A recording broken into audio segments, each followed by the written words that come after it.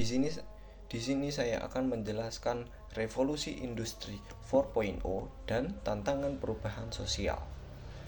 Menurut dari sumber yang telah saya baca, yang ditulis oleh Banu Prasetyo dan Umi Triyanti dari Institut Teknologi 10 November, globalisasi telah memasuki era baru yang bernama Revolusi 4.0. Melalui The Fourth Industry Revolution menyatakan bahwa dunia telah mengalami 4 tahapan revolusi, yaitu yang pertama, revolusi industri 1.0 terjadi pada abad ke-18 melalui penemuan mesin uap, sehingga memungkinkan barang dapat diproduksi secara massal. Selanjutnya yang kedua adalah revolusi industri 2.0 terjadi pada abad ke-19 hingga 20 melalui penggunaan listrik yang dapat membuat biaya produksi menjadi murah. Selanjutnya yang ketiga adalah revolusi industri 3.0 terjadi pada sekitar tahun 1970-an melalui penggunaan komputerisasi. Dan yang terakhir adalah revolusi industri 4.0 sendiri terjadi pada sekitar tahun 2010-an melalui rekayasa intelijensia dan Internet of the Things sebagai tulang punggung pergerakan konektivitas manusia dan mesin. Revolusi industri 4.0 secara fundamental mengakibatkan berubahnya cara manusia berpikir, hidup, dan berhubungan satu dengan yang lainnya.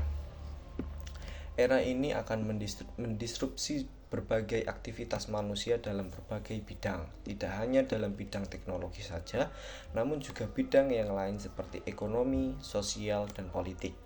Penelitian tentang revolusi industri 4.0 dan tentang perubahan sosial telah menunjukkan bahwa globalisasi tidak hanya fenomena yang berdampak pada bidang teknologi saja, namun telah mendisrupsikan berbagai bidang lain seperti sosial, hukum, dan ekonomi.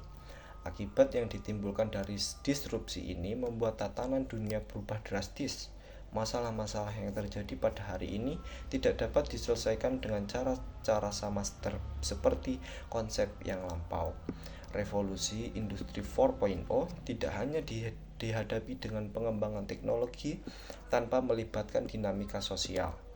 Di dalamnya, selain menyiapkan daya saing yang unggul, perlu dibangun kesadaran dan kedewasaan masyarakat dalam menyikapi perkembangan dunia saat ini. Ketika informasi yang mengalir deras tanpa kejelasan kebenarannya, perlu dirumuskan strategi kebijakan nasional melalui kesadaran dan kedewasaan berpikir. Dalam menghadapi revolusi industri 4.0, maka peneliti berpendapat terdapat dua jalan yang mesti ditempuh. Pertama, menyiapkan pelaksanaan pendidikan yang link and match antara sumber daya manusia dan kebutuhan zaman di era revolusi industri.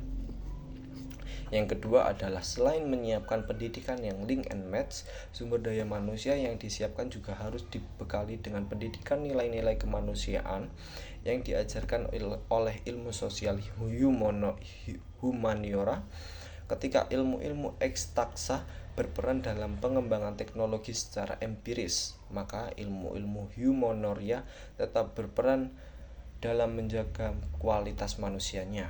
Jika hal ini terjadi, maka kemajuan teknologi sebagai anak kandung ilmu pengetahuan dapat memberikan dampak positif bagi peradaban manusia itu sendiri pada masa sekarang dan masa yang akan datang.